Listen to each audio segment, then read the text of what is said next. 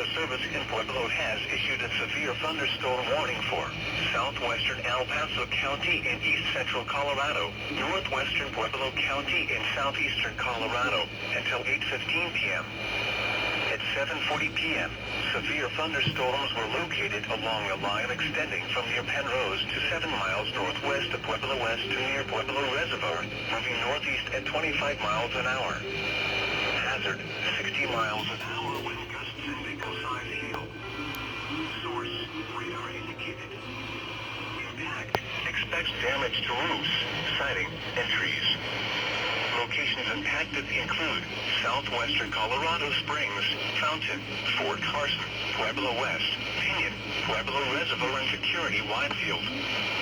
For your protection, move to an interior room on the lowest floor of a building.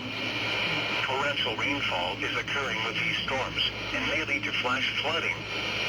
Do not drive your vehicle through flooded roadways.